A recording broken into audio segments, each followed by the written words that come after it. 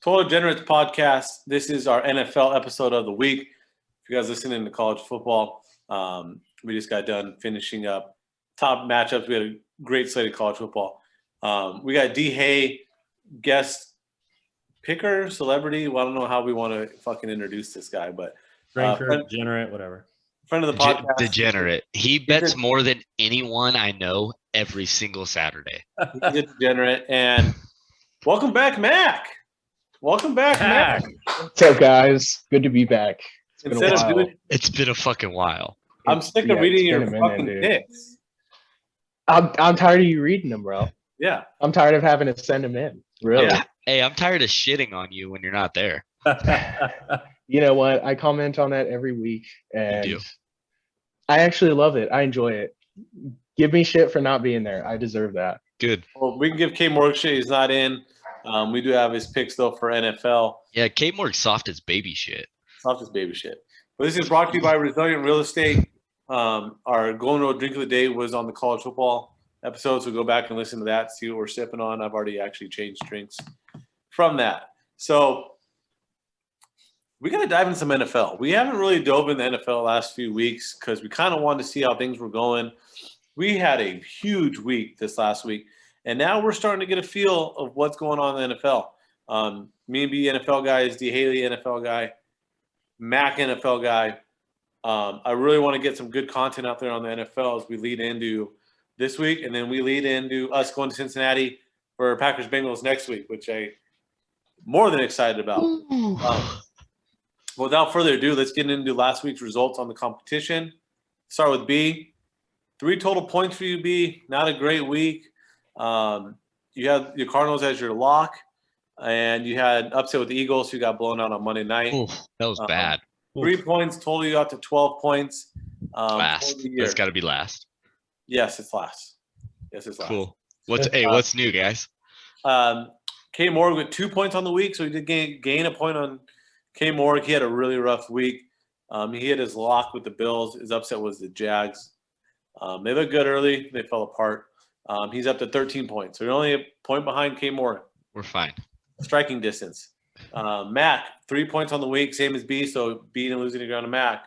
He had the lock as the Broncos. His upset was Miami, who pushed the Raiders to their limits. Didn't get it done. Totaling at 16 points on the year, so still having a good year regardless. And then my week. Oh, my God. Here we go. I'm so fucking sick of this guy already. 8 total points. Ooh. Lock of the week, the Bills. The upset, none other than your Los Angeles Chargers taking care of business in Kansas City. That's a good call. 21 points. Going for back-to-back wins in this competition. I've hit 3 upsets in 3 weeks. I don't know if I've hit that many upsets in the whole season last year. You hit 3 last year. Yeah, so that's a wrap. So, Mac, we have room. That's it. He's done. Yeah, there's so much time left. It's ridiculous. I'm not worried about it at all. Cody slips up at some point. Okay, so season. the problem with saying that is I said that for about 10 fucking weeks last year. So I really do need to have get it. You won some just solid weeks. I gotta listen to this shit on the pod every goddamn week. All right. Hey, pat yourself on the back, CY. Fuck. So B's at 12 points, K. Morg's at 13, Max 16, and I'm at 21 going into week 4. Let's start with the week 3 games that we had. Saints at Pats. We all took the Patriots. Mac Jones struggled. It's a theme for the rookies as well, and we're going to kind of talk about it in a bit. Anything you guys want to throw in about this game in particular before we talk about those rookie quarterbacks? Thank you, Saints defense, fantasy. I beat B. Ramick. He sucks. Saints defense got a touchdown for me. That's all I got to say on that. You know, there's watching the Saints, especially this past week, like you look at Jameis, 13 of 21 for 128 and 2 tugs. It's not a lot on the quarterback side. Their defense is getting it done. Honestly, it reminds me a lot of the Bears in 2018, who just leaned on that defense. You don't need a lot of offense. You get some turnovers. If you can turn those turnovers into touchdowns, you're going to win a lot of games. So, you know, Trubisky and Jameis Winston could be in the same category. I mean, Wow. 13 and 21, 128 and 2 tugs. Like that's nothing. But Nah. it gets the job done. You win by 15. It's in New England, in Foxborough. That's tough to do. You keep leaning on that D. Hopefully that D can hold on, because that was the other problem. D's got to be able to hold on every week. So Yeah. Mac, you got anything on the game? Not really. I mean, I loved how the Saints defense played.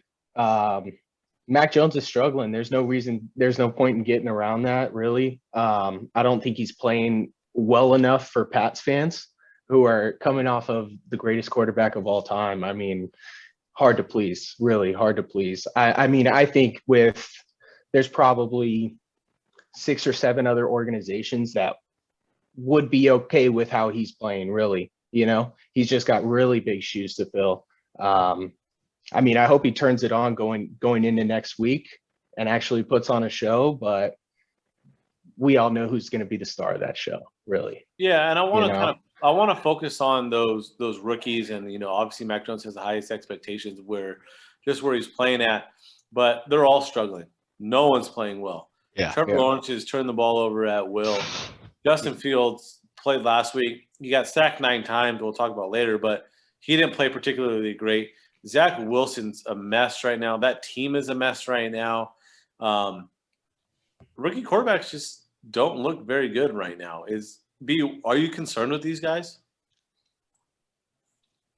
Yes. I'm concerned with I'll leave Fields out of this. I'm concerned with the top 3 guys that have started every game so far. Zach. This one is bad. Zach Wilson has no feel for NFL defense. 0 whatsoever. And usually you can go like Trevor, you can be okay with his mistakes. They're rookie mistakes. He's in kind of a shitty offense and his weapons haven't been too great. Both, Jets and Jags offensive lines are atrocious. But at least like Trevor has a feel to like go down the field, get a good drive in his game and score a touchdown. You're like, okay, I like that. That looks good. Zach Wilson has none of that since week 1. He had one of those in week 1 and has not had one since that looked remotely capable of being an NFL quarterback. That is concerning. Mac Jones threw 3 picks against a good defense. That's concerning, especially when you're in a, Josh McDaniel, Bill Belichick team where you don't turn the ball over. You're not supposed to turn the ball over. I don't want to sound like fucking like a homer with the Bengals. I don't don't get me wrong, but Okay. Here's what I want to say about like time in. No, with the Zach Wilson argument is we were ready to like give this guy the world in the preseason. Mm-hmm. Right? We were like, this guy's the next guy. It's fair. I mean, he has the arm strength, the talent. But just the way he looked in practice, right? It was just based on the way he looked in practice. We were saying that. He was throwing fucking Elijah Moore deep balls like nothing. Yeah. I mean, other side, you look at the fucking Jamar Chase, right? Like people were saying he's a bust based on 3 games of the preseason. And now the narrative's completely switched on both those guys. Like, you got to be careful what you look at in the preseason. It's misleading as hell. Yeah, it is. It's very misleading, and I think that's the case with Zach Wilson here. I'm not super worried about Mac Jones. If you watch the game, one of those picks, and his fall literally bounced off the receiver's hands into the Like handed it to him. That they need a separate category for that stat because that's just fucked up to put that on the QB. But with Belichick, he'll bring him along. It's the first year. I'm not super worried about him.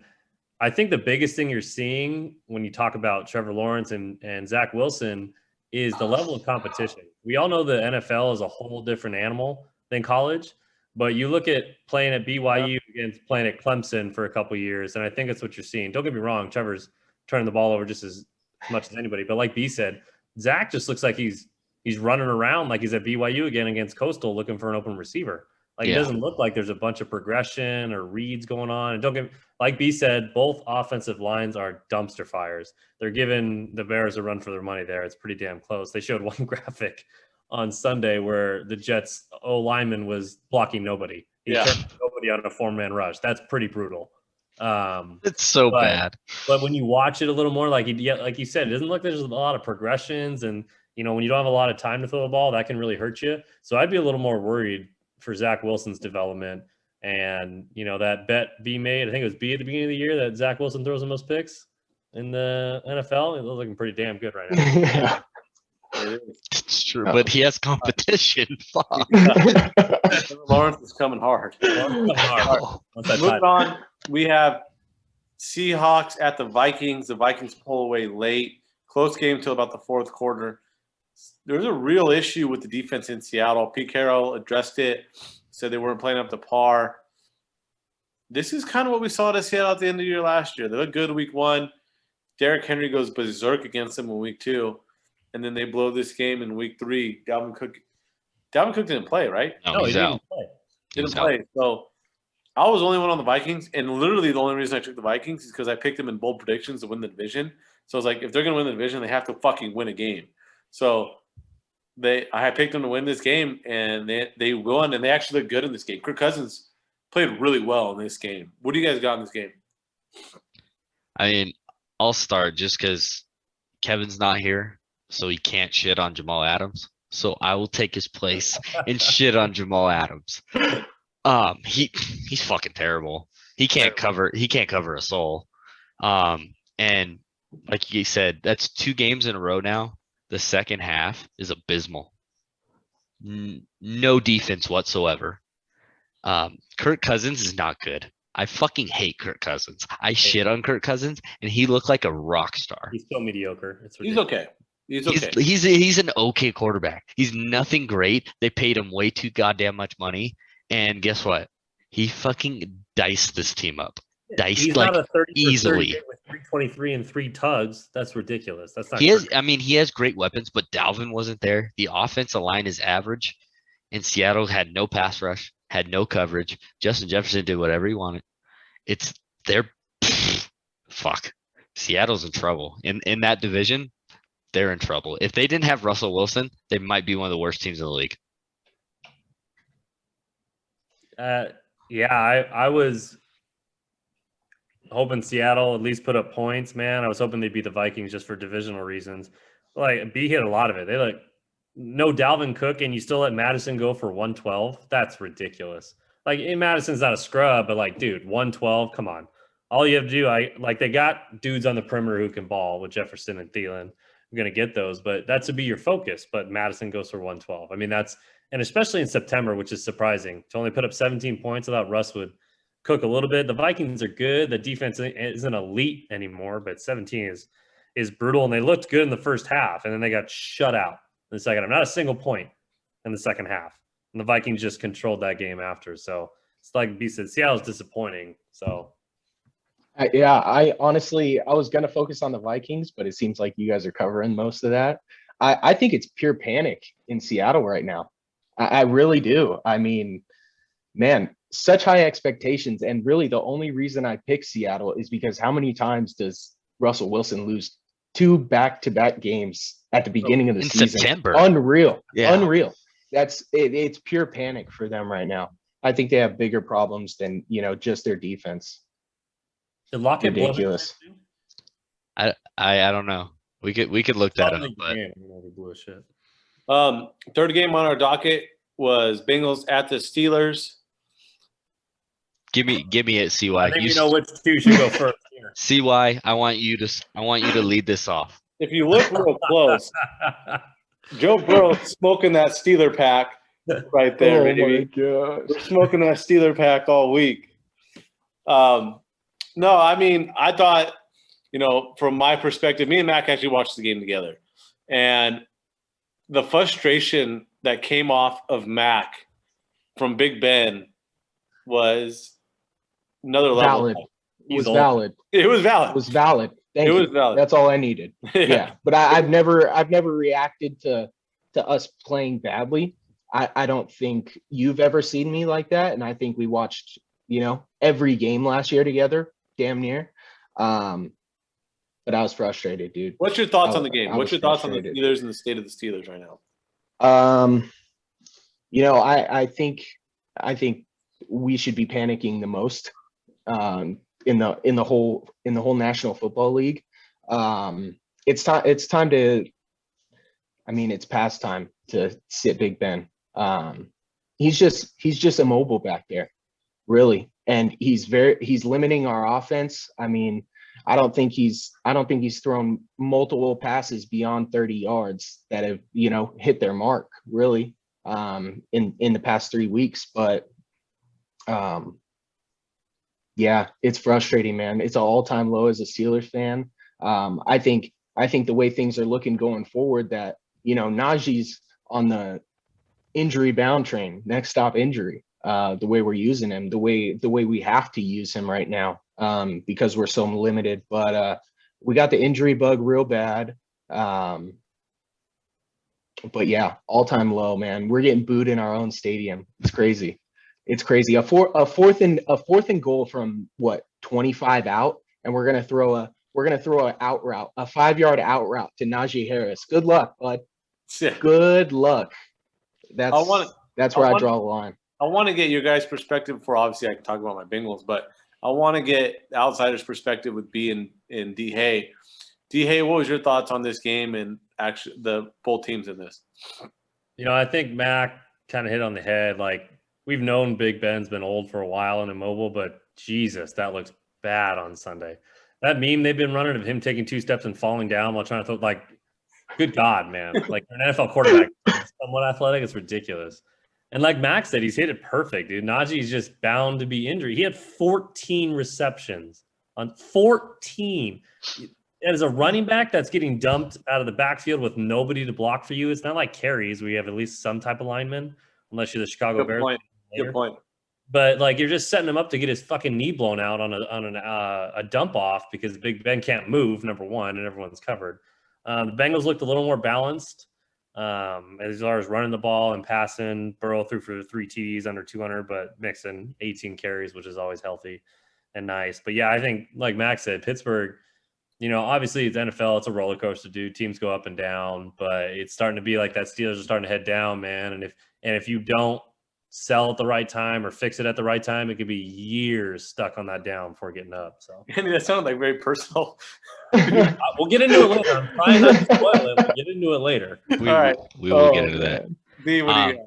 You guys have shit on the Steelers enough, so I'm just gonna pinpoint the Bengals positives.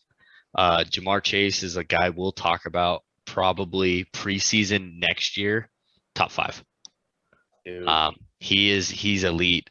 I love this team because they're playing defense, and when like a Zach Taylor, he's a genius on offense. He can get Joe Mixon out in open field.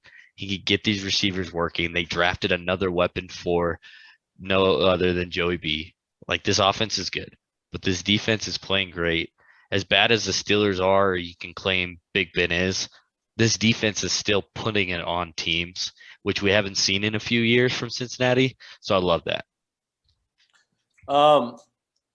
My takeaway is obviously, the Steelers were banged up in this game. So it's a game that you need to go take advantage of someone being banged up. And I think we did that. The one thing I would say I'm most impressed with, we broke the Steelers' consecutive sack streak of 75 games straight. Bengals did not give up a sack.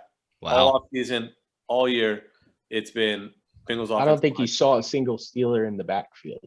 He had 2 pressures. He had 2 pressures. 2 pressures. 2 pressures. So, yeah, that's been a criticism of Cincinnati for, since we got Burrow. Protect them, protect Joey B. We draft Chase, and national media comes after the Bengals, and that's been the storyline. And they're playing better. They're not great, but the offensive line is playing better. And I think Zach Taylor's taken a lot of flack still, based on his play calling and his less creative plays that he's calling. But I think it's necessary. You got to give Burrow at least 4 games before you open up that playbook to really let him go out there and do stuff. And I think this game showed it. He audibled into a QB draw late in that game and kind of looked good in it. And he kind of even said post-game, like, I needed that for my mental state. Coming into the year, I didn't know if I could do that. And he's able to do that. And I think that's why we're pretty conservative with him early on. we didn't open up the offense until a minute 30 left in the first half. And we've done that the last 3 weeks. And sure enough, every time it's a deep ball to Jamar Chase who beats a guy one-on-one. So I think you're going to see some guys starting to start moving to safety over to Jamar Chase. And I think that just allows the offense to really click how they want it to click. So regardless, enough about the Bengals. I think it was a huge win for us. I think it was a big division win, big game going forward. All right. Game of the week on some guys' slates, Bucks at Rams. I had the Rams, only one in the podcast.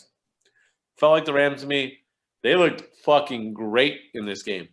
Stafford's like a god in LA, apparently. I don't know why he's so different, but he's not. He's not different. He's actually not different. He's not. Just so everyone knows. He's not. Yeah, he's the same Matt Stafford. He Yeah. has a really. competent defense, is what's new. That's how bad Detroit is. Not even that. He's kind of like what Jared Goff was doing. Jared Goff was kind of doing this like early on, you know? Like Jared Goff was putting up numbers. You remember that game against the Chiefs where he's fucking lining them up in primetime. Like McVay. But the difference is, here's the difference, I think, is the respect factor for Stafford from opposing teams and the ability for play calling from McVay, the trust. That's the biggest difference. That's a And really good point. how often do you think Deshaun Jackson runs another route besides a 9-go route in practice? Or is that just all he does all practice long? That's Just it. go. He Or probably London sits is there, like stretches. Yeah. Stretches, runs a couple streaks. Did you He's see done the for the day. Yeah. you see the record he broke? NFL record? No, Most 50-yard plus touchdowns in NFL history with that touchdown catch. not shocked. Like, what? What are we doing? Cooper not. Kupp. He doesn't run Unbelievable. slants. I mean, Cooper Kupp, #1 fantasy wide receiver. Unbelievable. Yeah, Balling. He's What do the you guys- guy. A lot of people thought Woods would be the guy, but he's the guy. Yeah, I thought Woods was. at the beginning of the season, I thought Woods was going to be the guy. My yes. fantasy team thought Woods was too, and it's not. It's not the guy. Yeah. What do you guys take away from this game? On either side, Tampa or the Rams? I mean, I don't see a lot of negatives in this game. I mean, the Rams just look like a Super Bowl team. And when you go and put it on the Super Bowl champs, a really good roster. Like there's not a lot of flaws in the Bucks roster outside of corner, which they went and signed Richard Sherman today. If you go and put on them 30 plus points, you get a couple stops and you're unstoppable. There's no other, they're power ranking 1 for a reason. There's no other way to say it. They have a swag about them with Stafford, like you guys all talked about. So they're definitely on their way to a playoff, probably rematch. I was impressed with the Rams. The first couple weeks I watched them, I thought they looked very beatable. I was there in SoFi for the first Sunday night game against the Bears. Okay. We hung around for a long time. Yeah. They finally put away late. And then even the Colts with a quarterback who somehow can sprain both ankles, which I don't even know is possible. But you're That's the talking, most you can sprain. That's but the you're most talking you can about sprain. I Col- found that yeah. out. I found that out. That's the most you can sprain. Is that it? Yeah. But you're talking about Colts and Bears as like, these are top 10, top 15 defenses easily. But the Rams held the leading rusher for the Bucks was Tom Brady with 14 yards. They shut them down. I was impressed. Like they looked very beatable. Yeah. They came in ready to play. The only thing that's scary is seeing that look on Brady's face on the sidelines after getting to. I'm like, oh man, you Rams just done fucked up. You got that win early in the year. Brady's about to rattle off 9 in a row. Yeah, don't let them come to LA again. Well, Yeah. you know who next. You know who's in his way this week. Oh God, in Foxborough. Oh my God. Shout out, That man. stupid ass emotional commercial. Oof. Oof. That cut us on. Mac, Yeah, like I said last week, I mean, the rushing for both teams in this game was going to be close to non-existent, really. I have that as my game of the week. It was fun watching both of those guys air it out. I'm honestly with Danny. I thought they looked very beatable coming into this game. But it turns out that is not the case. They are going to be very good for the rest of the season. it's not the case, and The last game that we actually broke down was the Sunday night, which actually was the game of the week. Packers at Niners. Me and B were obviously on the Packers. K Morg and Mac. Mac, you were on the Niners last week, or were you on the Packers? I was on the Packers. That's right. Pick So the it's Pack. 3-1. B and K Morg had a bet on it. This was a good game. A huge bet. Huge bet for our Yeah, house. not just a bet. We'll let B go last since it's his team. D. Hay, what was your takeaway from this game? What a great game. We've been spoiled so much this season with some primetime games that were just unreal. And the thing I hate the most about this game is that it had a Rodgers getting his groove back feel at the end, which I hate and I know is going to be the rest of the year. Well, what a great game all around. You know, you go officiating, you know, Packers not getting calls or Niners this. What was awesome was that last 2 drives. You know, the Niners coming down, terrible clock management by Shanahan once again. Why would you leave the guy who's led like 117 30-second game-winning drives in history anytime on the clock, not running your play clock all the way down when you're down there? But to see the Niners punch it in was good to see. But just knowing how many times it's been done to me, I was sitting right here watching the game with my wife drinking, and as soon as the Niners scored, I turned to her and said, "Too much time." And she said, "What?" I said, "They left him way too much time." Way too much time, and how many times are we going to learn you can't play soft on Aaron Rodgers when all he needs is a field goal? Dunk, out of bounds, 20-yard gain, Mason Crosby, game's over. I think the Niners, they learned the hard way, you know, but both teams looked very, very good. We could see that matchup later again in the postseason. Who knows which way it goes. They learned a lot from each other, but awesome game. But Jesus Christ, stop playing soft on Aaron Rodgers when all he needs is a damn field goal. Too much time. No, I agree with Danny. I thought this was a great get your groove back for Aaron Rodgers. He looks like he's finally back on the wagon and stopping all the scotch sipping. But no, I really enjoyed this game. I think the score is comparable to, I think 7 or 8 out of the last 10 matchups they've had against each other. Just a dogfight going into the last 2 minutes. But no, really good to see that for Aaron Rodgers. I know he's been getting a lot of heat for that first week, and he hasn't looked great. I mean, I know they had a good win against the Lions the week before, but no, I thought this was a great game. Happy for B and Aaron Rodgers. I'll let B talk on the Packers side of it because obviously it's his team. So I'll kind of jump to the Niners side perspective on this game. They got down early. And they did a really good job of, you know, fighting their way back into this game. They just have no running game, and they don't trust any of those running backs. They're banged up. Shanahan does not seem to trust Sermon at all.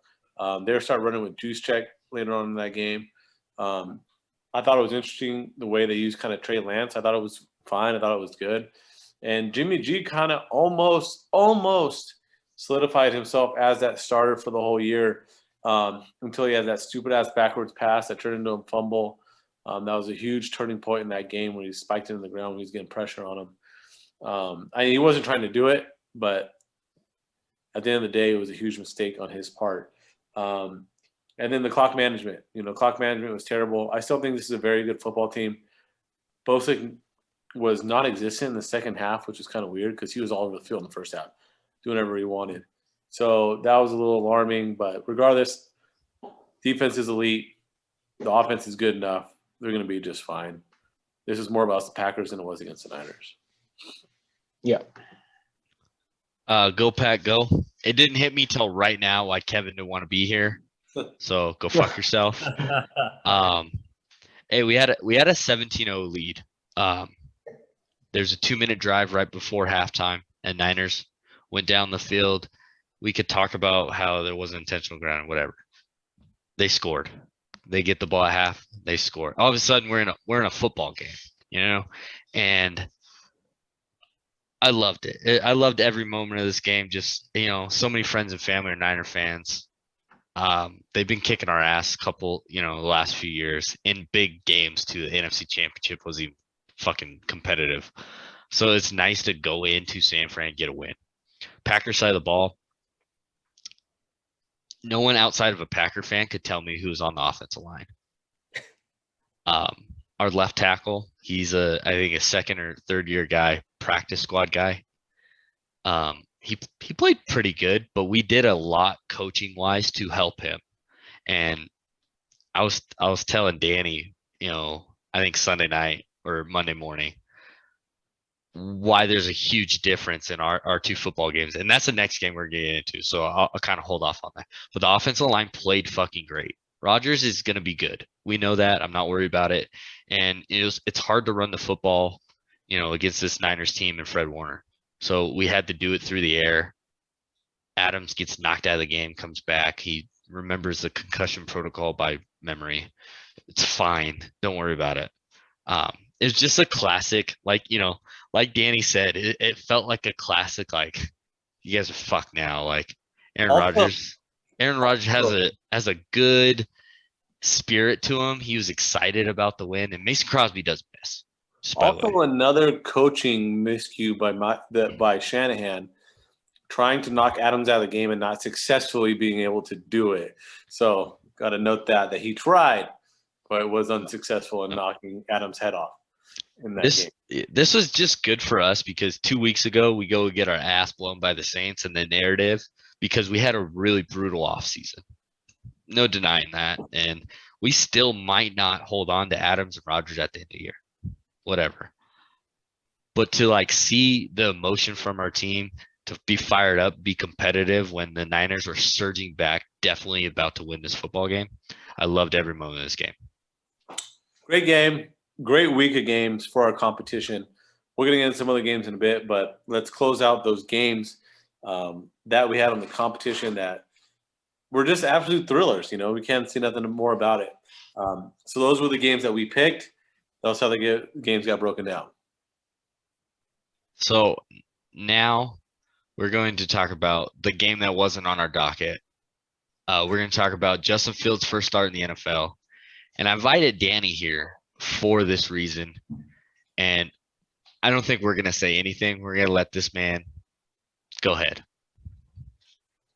To understand the pain, you have to understand the franchise as a whole. It's not a football-based franchise. It's a trust that's run by pushing accountant bums and has no oversight. I mean, for a quick brief history, you fired Lovie Smith after a 10-6 season. That's a sin right there. We never forgive you for that. But after that, trash, abysmal of a performance watching there. And anybody who knows me knows how much I love the Bears. And my wife knows that when they lose on Sunday, probably just don't talk to me. Just stay away for a little bit. There was genuine fear in her face when that game was over. She was like, I mean, not only do I not talk to you, do I not even look at you? They're like, what, where do you go from here? And initially, after some losses, which have become common with this franchise, you're angry at the players of this, but this is complete on the franchise, on the coaching staff. It was irresponsible. To drop back 21 plus times against a very good D-line in this league that consists of Myles Garrett, who may be one of the best defensive ends in the league, as well as Jadeveon Clowney, who is no scrub. And to run a 5-man protection, it was 13 out of those 20 times, should be a crime. It should be a damn crime. And I talked with Blaine a lot about this, and you can't even digest anything from Justin Fields from this game. That's how bad it was. You get sacked 9 times. He's lucky he doesn't have an injury. We're lucky the guy can still walk upright when you do not help him at all on the front line. You're supposed to be an offensive guru, and Matt Nagy, who I've been calling for his job since after the 2018 season. I think it was 2 games in the 2019 season. Guy's a bum. He's a fraud. And he's been bailed out by this defense way, way too many times, which has been waste. along with Ryan Pace. That should be a crime. That's ridiculous. Like, the guy, we're lucky his ACL is still intact after what I watched on Sunday. It was when Myles Garrett's laughing on the sideline, like, we could not believe they didn't make a single adjustment. After the first drive, he said they knew what their game plan was. Zero adjustment. Zero. 1 net yard of passing. One of the worst performances in 100+ years of football from an offensive guru, as he was deemed, is criminal. Any of you that follow me on Twitter, I've been so much more active. Usually I'm not that active. I've been calling for Nagy's job every single day. And the thing I told Blaine when we talked about this is there's been a lot of tough years in Chicago. And the thing I've noticed is that when people want change, whether it's GM, whether it's coaching, they call for it. And there's always some pushback from a certain amount. There is zero pushback after Sunday. Every single person from in the city, in the media, it's a unified effort calling for Nagy's head. You have Bear legends openly blasting and putting him on notice, as in Lance Briggs and other notable legends, that, nah, he needs to be gone. Because you have NFL – Dan Orlovsky said that was the worst offensive play scheme he's ever seen. That guy was 0-16 on the Lions. He didn't win a game, and that's the worst offensive scheme that he's ever seen.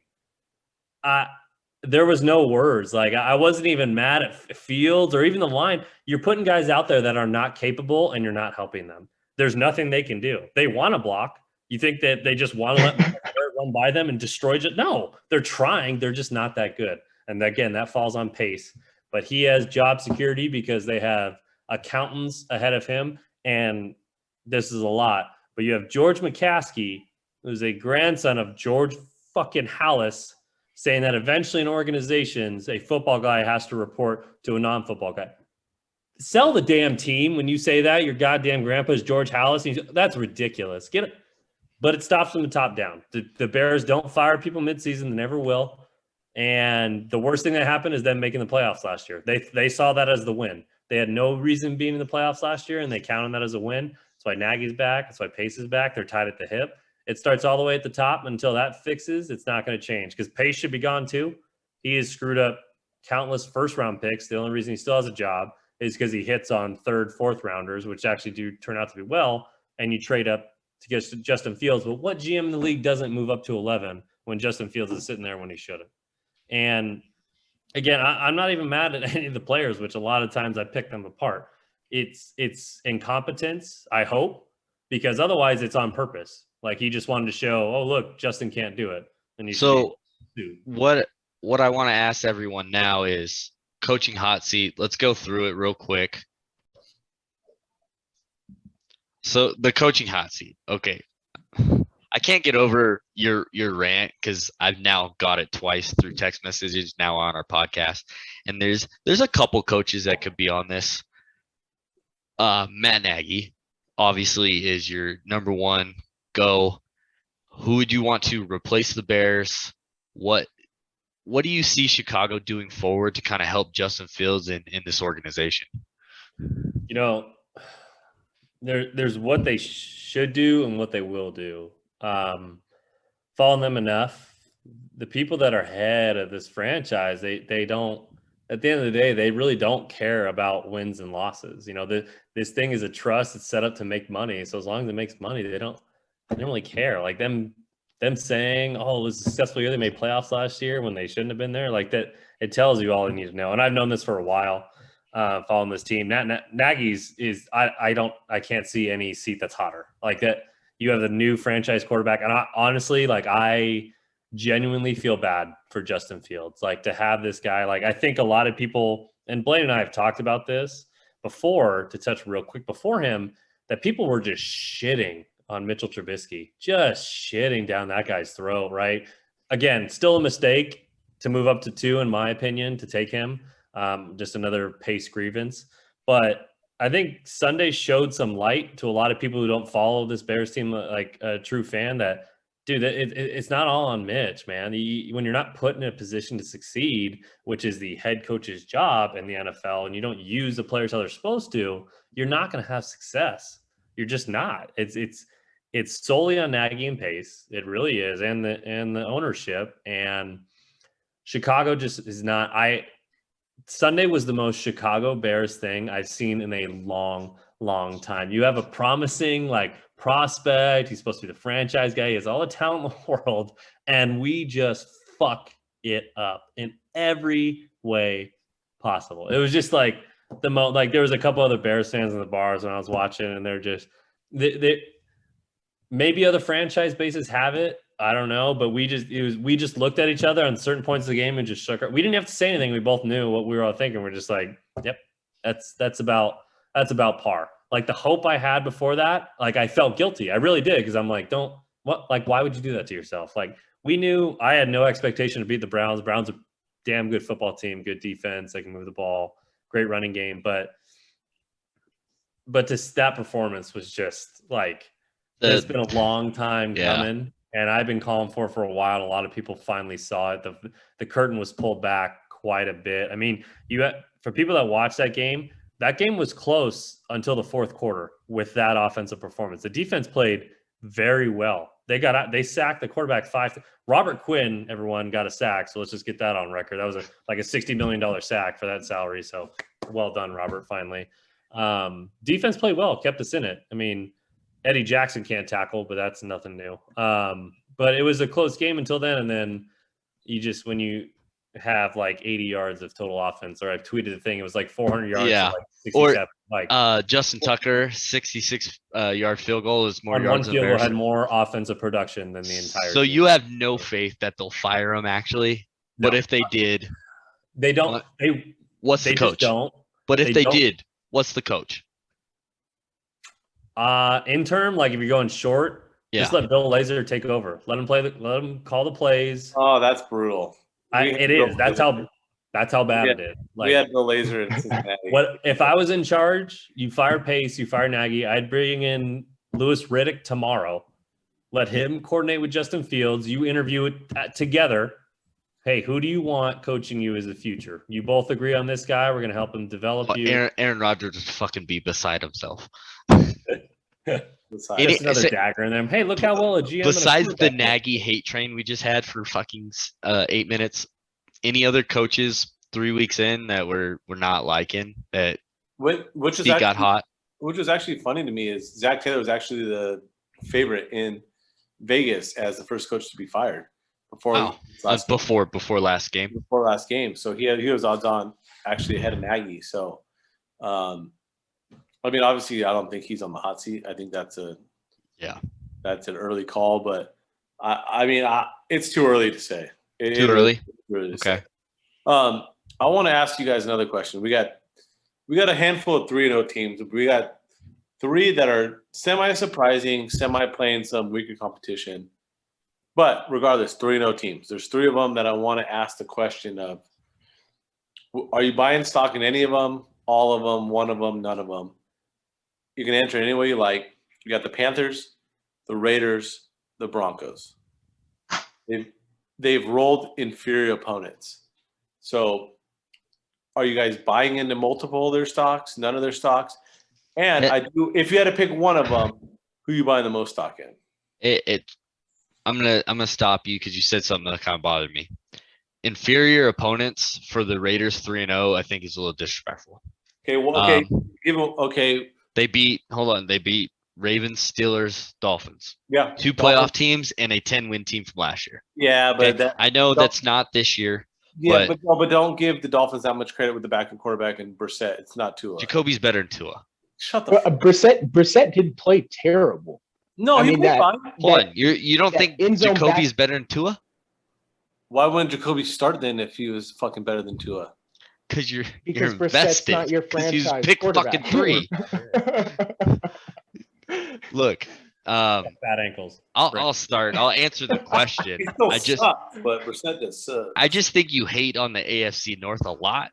So I just want to state that the Steelers and Ravens aren't bums.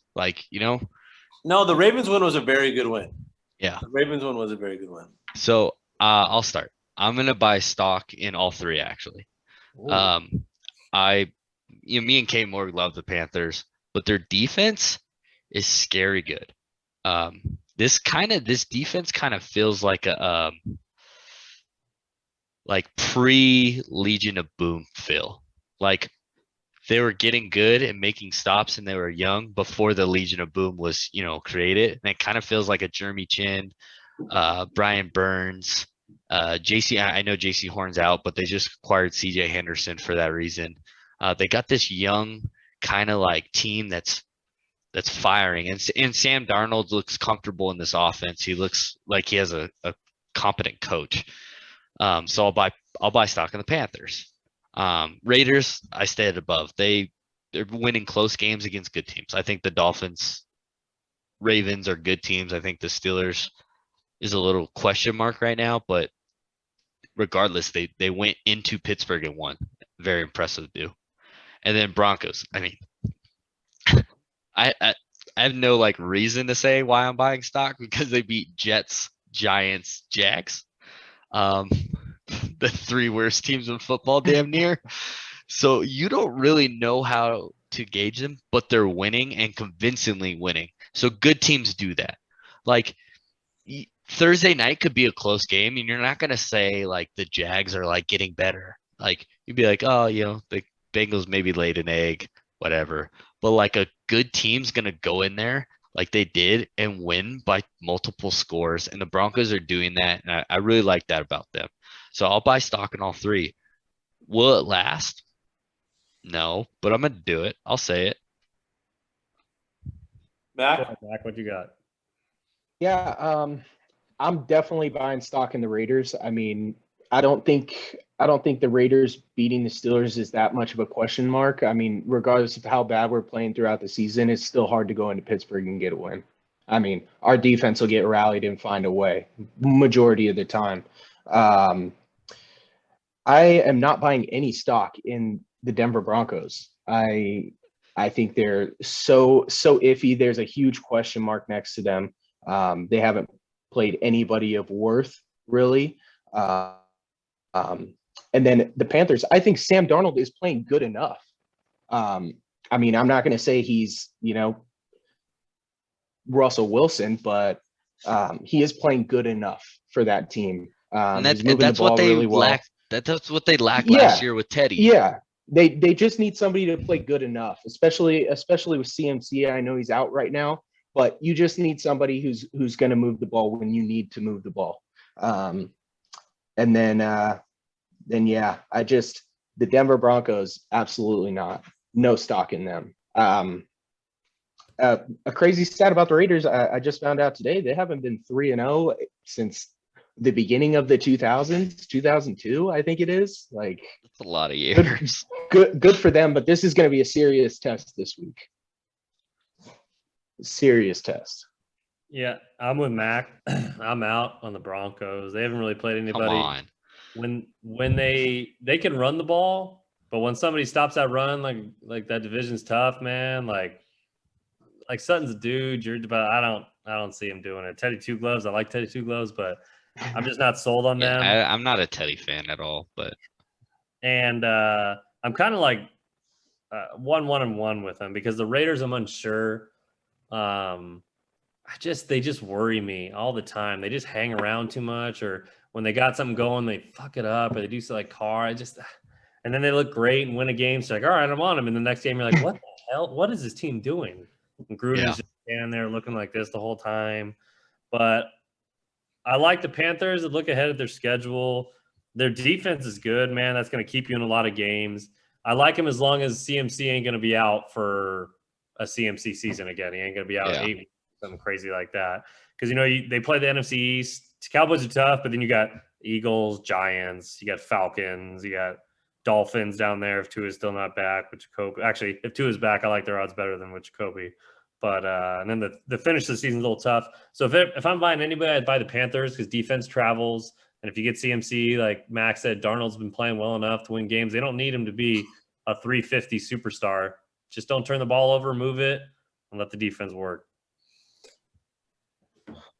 I'll buy some Panther stock for that reason, based on their schedule and based on their division. It's just not, I don't believe, a very strong division this year. As far as the Raiders go, Carr's playing at an MVP level. He might be the MVP of September up to this point. He's very high, but He's on pace for like 6K. there's no way they can sustain what they're doing. They can't run the football. Their wideouts are very, very inconsistent. They have good games. They have bad games. They can run the ball. They can't run the ball. Peyton Barber had 100 yards. If Peyton Barber is your cowbell, you're in some fucking deep trouble. Jacobs was hurt, and your backup runs a fucking 100. I agree with that a little bit. When you can throw it to Well, Waller, I mean, he's just going to be inconsistent. How many times are you going to target Waller in a fucking game? As many as you need. How many times? But How many times is it going to work? I'll tell you right now, I'm fucking all in on the Broncos. I've been on them from before the season. I'm fucking all in on the Broncos. Oh no. I love it. Fuck it. Let's think about some important factors here. They got a fucking real defense. Nick Chubb's only going to come back. Von Miller, Patrick Surtain. Nick Chubb plays football still? He's hurt. But all the time. Von Miller and Chubb have not been on the same field for like more than 2 snaps. Yeah, it's been brutal. But their defense is still playing at a very high level. It was against and Trevor. Remember, it's only going to get colder, and the elevation is going to get a little bit crisper. It's going to get harder to play there. And they have an offense where they hit you in the mouth with those 2 running backs. And they're 2 very good running backs. And they could run the ball very well. And that's going to last throughout the duration of a season. And if you need Teddy's going to be just fine with 3 really good receivers. Now you're down to 2 because Hamler's out for the year, which I think sucks. You know, Hamler was starting to peak a little bit towards ACL. Let's not disrespect Tim Patrick. The guy's good. Tim Patrick's having a great year. Yeah. Tim Patrick's he's filling in. He's going to fill in that role for Hamler just fine. But Judy's going to be back in a few weeks. I'm buying the Broncos. Give me some Broncos stock. I'm in on them. I like them. I don't think the Raiders can sustain it. Hey, don't get me wrong. As an AFC North fan, I'm fucking happy with what they're doing against our division right now. 2-0 versus our division. Go knock off the Browns too, and let us kick the shit. So my question though, it's like, I know we talked about level of competition, and I said, you know, the Denver's doing it convincingly. What you're supposed to do, good teams do that. If Denver played Baltimore, Pittsburgh, Miami, they're not fucking 3-0. They're not. They don't even have a win. That's a good point. That's a good point. So, I think they have a win, but I think they're a better team. And I don't want to disrespect the Broncos too much. I like what they're doing, but like, you can say the same thing about the Panthers, though. Panthers are great. But you mean leave them at us. Yeah, talk about the Raiders, because you guys are kind of the Jets, Houston, and they played New Orleans. But my thing is, like, you're saying like the thing with the Raiders won't last. Like, I had them 0-3 to start this season. No fucking doubt in my mind. No doubt in my mind. I mean, they're 3-0, and they won it close. They're finding ways to win. They're finding ways to win. Their competition only gets easier. They don't play. Ravens are a playoff team. Like, Miami could be a playoff team. They have a good defense, good coach, weapons on the outside. They are playing great football. Kansas City twice, and they got to play Chargers twice. Broncos twice. Okay. They play the Bengals, Browns, Bears, Eagles. I go down the list, but like, you're saying like these teams, you know what I mean? Like, it's just tough. It's tough. It's too early. But I said I'd buy stock on all 3. All right. Very well, but real quick, the Raiders thing is a little disrespectful. You know what worries me about the Broncos? I don't trust teams who head coach should only be a coordinator. Vic Fangio should only be a defensive coordinator. Fair. I don't trust those teams. Yeah. All right. Stick to coordinator, Vic. Come back to Chicago. Moving on. Chargers have a huge win. They beat the Chiefs. Very, very good game. How much does this win mean? Everything, because the Chiefs are 1-2. Yeah, they are. The teams 1-2 starting the season that make playoffs. I mean, I think they make playoffs, like the Chiefs, but like the percentage goes down a lot. And now you've elevated yourself into, I can go bang for bang with Patrick Mahomes in this division on the road. And the scary thing is, I know they weren't 1-2, but like, Raiders did this last year in KC. So now we're kind of losing that interdivision respect in this city. Like you don't go into KC and just fucking win. And now you kind of do. You know what I mean? I don't buy that argument. I mean, that's you really gonna let fucking the Chargers come in and beat you at home? That was a big win. That was huge. Don't get me wrong. I think it's huge. It's a confident booster for the Chargers moving forward. And Patrick Mahomes has to stop doing the shit that made him famous. Real talk. Got a tight end in the middle field wide the fuck open. No looks him, throws it behind him, tips up, and then Asante Samuel Jr. makes a hell of a pick. Mahomes is fine. But don't do that. And then in the fourth on a 2-minute drive, you like do this backpedal, throw it up in triple coverage to Travis Kelce for a pick. What are you doing? Just play. He's so talented. He's so good. Just play football though. Like you do some dumb shit sometimes, and it's getting him in trouble this year. Agreed. Moving on. I want Mac's opinion on this. Why? 66-yard boomer from Justin Tucker. We've seen this shit in the division for years. What was your thought process when you see him fucking kick this 66-yard field goal to win this game? I don't think we had the game on. I heard about it and went back and rewatched it. I mean, Justin Tucker is lights out. Lights out. Second to none, best field goal kicker in the league. Maybe but ever. this is in a different category of leg. Yeah, this is in a different category of boot. I mean, I say we don't see another kick, another field goal attempt from that far for probably the next, I don't know, possibly 10 years. I mean, that was just absolutely ridiculous. I think his leg is far superior than everybody else's leg, to be completely fair. Not only that, but how heartbreaking for the Lions, really. How heartbreaking. I feel bad. I do feel bad for Dan Campbell. I feel bad. I mean, you take a serious a playoff team, probably division winner.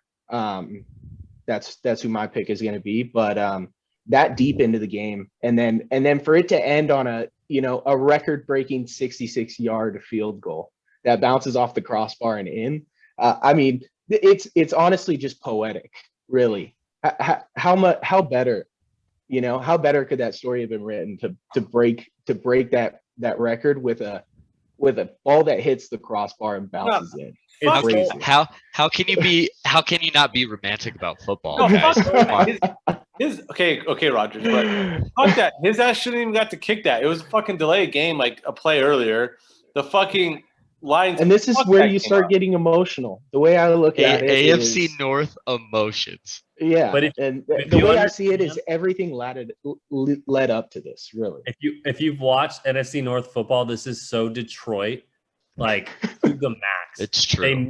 The refs miss a delay game, which fucking lets them even kick it, and it hits the crossbar and bounces in. Those videos of the Lions fans just holding their heads as it fucking bounced in was the most Detroit thing I've ever fucking seen. Having a great quarterback, great wide receivers, losing all. It's so Detroit. Like I was sitting in that bar watching the game. Quick shout out, Joe Show, great teaser tip with Tucker saved it on the teaser. Love that. And I was sitting there watching, and I looked at the yardage, and I was like, I mean, I know Tucker's good, but now you're just praying. Like, get the fuck out of here. And I'm watching this. I'm like, well, it's online. And watching hit up, and you're just watching. And from a person who's gone through a double doink, field goal hitting is very sensitive issue.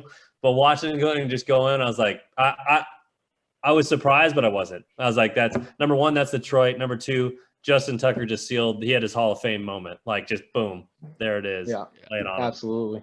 Hey, regardless, can't take it away. Good kick. You gotta give him credit. I mean, that was a boomer. Thank you. Last game of the weekend, Monday night, Cowboys roll. Question I want to ask: are they far and above the best team in the NFC East? Anybody? Yeah, I think they are. Like, I mean, I know the Bills are good. Washington looked really bad this weekend on defense. They look exposed. And that Cowboys offense can fucking move it. And if that defense plays half of what it did on Monday night, I think they got this division wrapped up. I'm not willing to like count out Washington just yet. I love Ron Rivera, but their defense just doesn't have that same feel and vibe it did last year.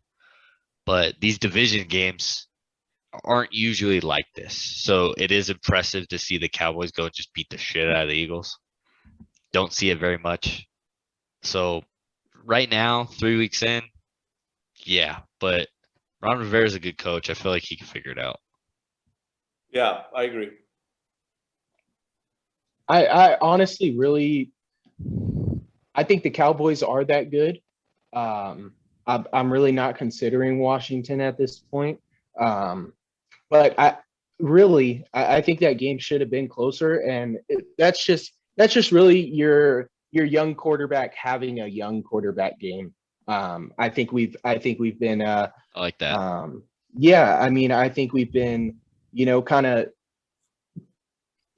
gone above and beyond to give Jalen Hurts his praise in the first 2 weeks. But this is just your young quarterback having a young quarterback game. I think that game ends up a lot closer if those unfortunates don't happen. Or you run the fucking if this ball. if this is a different week, really. So that's really all I'm taking away from this game. How about McCarthy's fucking time management again? Just getting fucked up. I mean, just that's gonna get exposed. I think we're gonna see that bite him in the ass, and Jerry Jones is gonna fucking just get pissed off. You have Dak Prescott with elite weapons on the outside and a possible whole minute of football you could have had.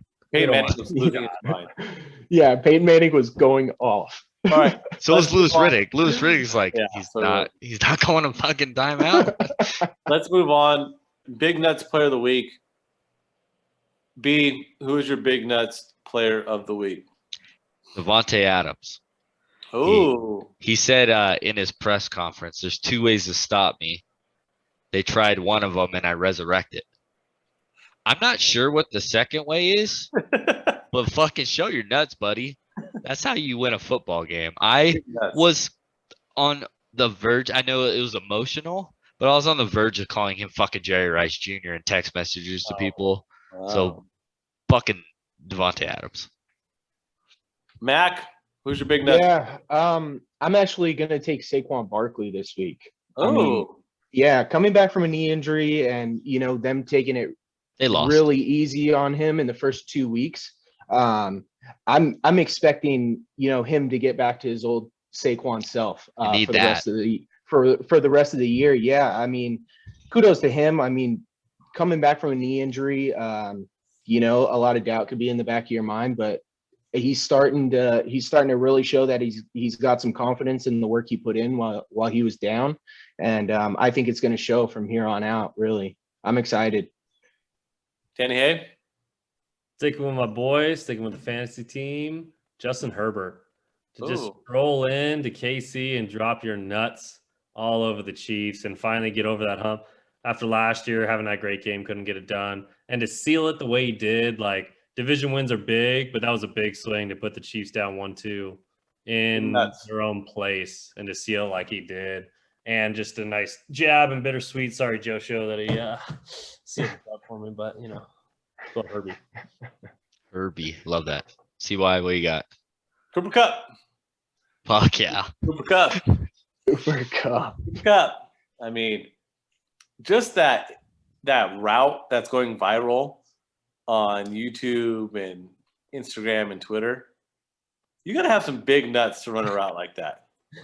Like, your nuts got to be swinging for you to, like, change directions 3 different times and hit him in the face with the nuts while he's doing it, that corner. So, big win. It's Stafford's favorite guy. The guy's showing his nuts all over the field. Cooper Kupp. All right. Time for week 4 of the competition. We broke down the scores. We got a good week, boys. We got a big week. So let's start. Obviously, D. Haley is not in our competition. I have K. Morg's picks.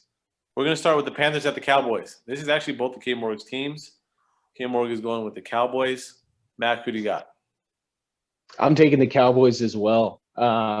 like I said, I think Sam Darnold is playing good enough, but he's he's nowhere near Dak, really. I think they roll, honestly.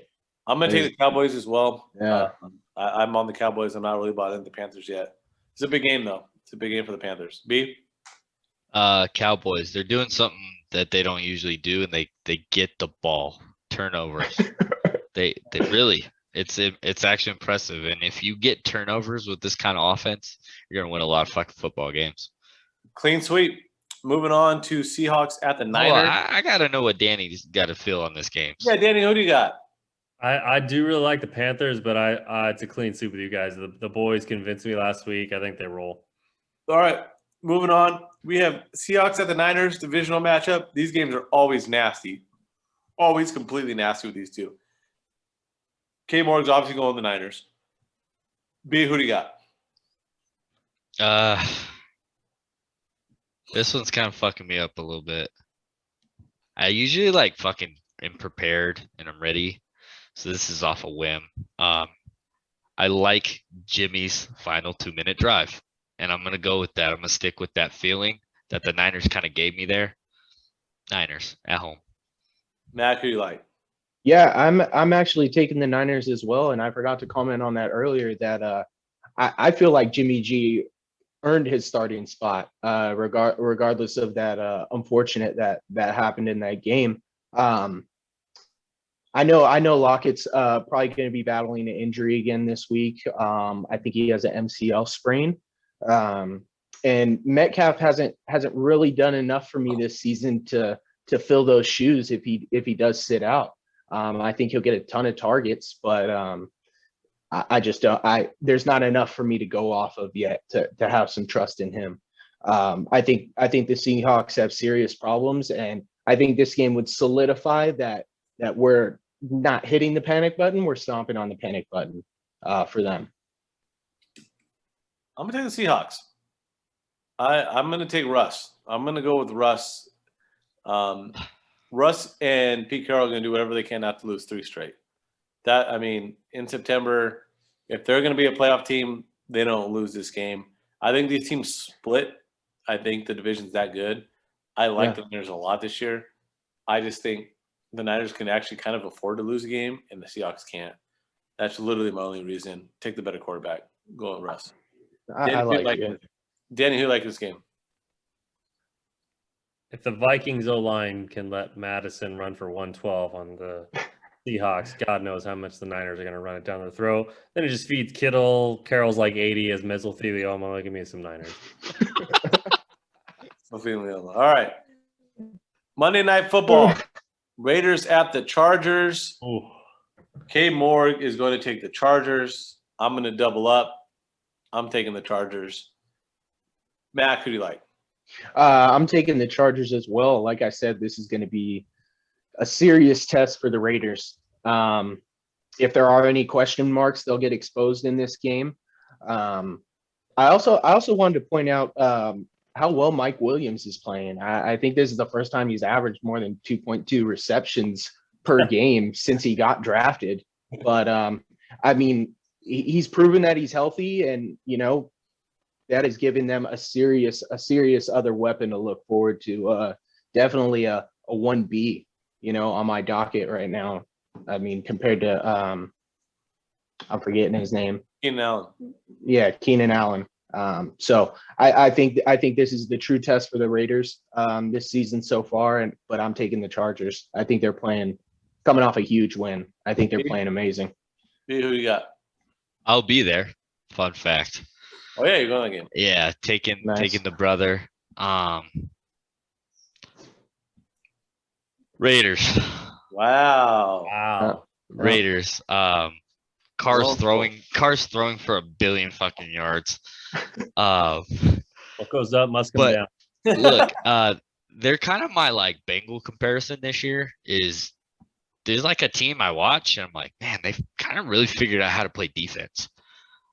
So outside, we've seen Carr do this, and like you guys said, he could fall off, do whatever, cool, whatever.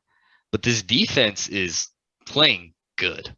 They're getting to the quarterback. They haven't gotten to the quarterback since they traded Khalil Mack away. Mad Max, he's playing lights out.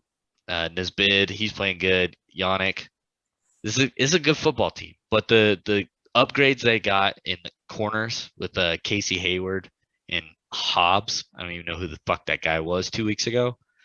Phenomenal. So I really do like their defense. They're playing better. They're creating opportunities for Carr to throw 1 billion yards. So I like Raiders here. All right, another divisional matchup. We have the Cardinals at the Rams. K. Morgan's taking the Rams. Mac, who do you like? I'm taking the Rams as well. I really don't have much for this game. I think Kyler Murray is going to throw his picks. He's going to throw them throughout the year. I think he throws a couple more in this game. I have him scrambling for a ton, but I just don't think they're going to be able to keep up with the Rams at this point. The Rams, just such an air raid game for them this past week. I think they keep rolling in the air game. They don't have really the back that's healthy enough to kind of take over the ground game for them right now. So they're going to air it out. B? Cardinals. Yeah. I'm taking the Cardinals too. No explanation. It's a division game. Cardinals. Who do you like, Danny? I don't like that at all. You'd asked me last week, I'd said the Cardinals, but they struggle with Jacksonville. I get you got to fly across country. Rams look good. Somehow they played SoFi for like the 8th time in 3 weeks. I don't know how the fuck that worked out, but give me Rams. Who do you like in that Raiders-Chargers game, Danny? Give me my fantasy quarterback in Herbert and running back Eckler to bury Cody on Monday night for a fantasy. Are you playing against Cody? It's the first time the Raiders are going to face a quarterback and push the ball down the field. I got to get a win. I'm 0-3. I got to get a win. I should change my pick to the fucking Raiders for that. All right. Last game on the docket, Ravens at the Broncos. This is that matchup we kind of mentioned earlier. Who is K. Moore going with? He's going actually with the Broncos in this game. That's interesting. Blaine, who do you got? That's a good matchup. I'm going Broncos. Okay, this one's so tough. I'm going Broncos. Right before he said that, I'm gonna go with the Ravens. I still think they know how to win football games no matter how they do it. And that was kind of the argument we got in a little bit ago. So Ravens. Matt? I'm going to take the Ravens as well. Not really any explanation. Like I said, I haven't bought into the Broncos yet. So. All right. Lock of the week. K. Morgan is going with the Bills. They play Houston. I am going to go with the Bucks. I think Brady goes in and absolutely fist fucks Belichick. So give me the Bucks for lock. That is bold. Yeah. I'm going with Titans. Titans, Matt. Fucking Jets are. I'm also going with the Titans. I'm going to try to stay away from picking anybody playing the Jets for the rest of the season after this.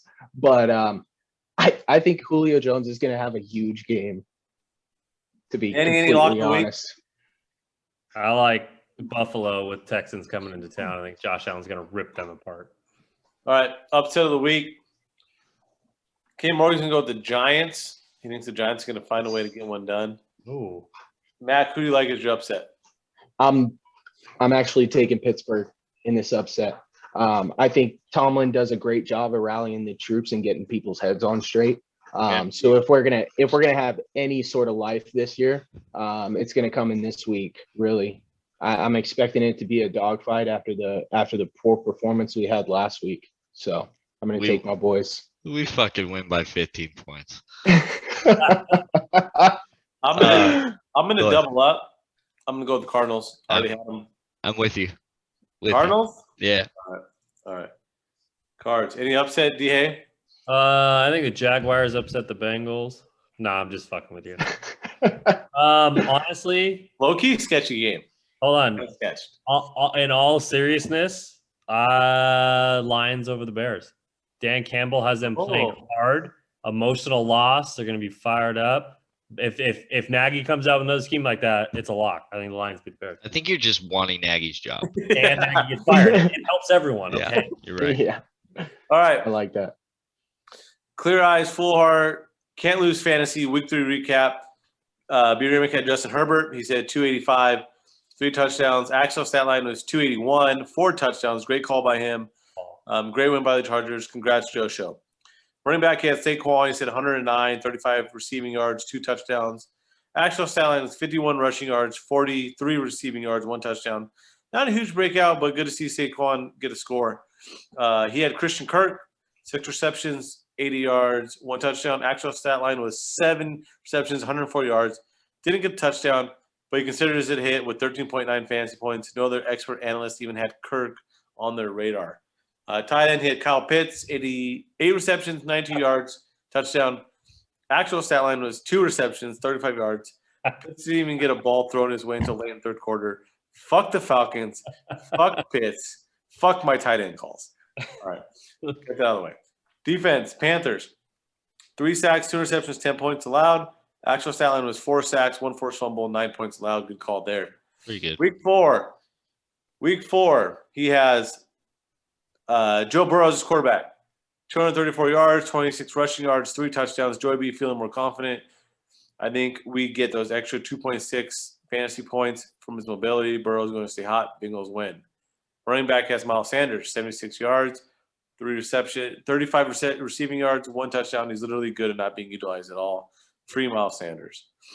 He has Julio Jones as his receiver, 11 catches, 114 yards, 1 touchdown. Probably not A.J. Brown this week, so hamstring issue. Even if Brown plays, it won't be 100% Julio. Tight end, he has Gronk, 6 receptions, 17 yards, 1 touchdown.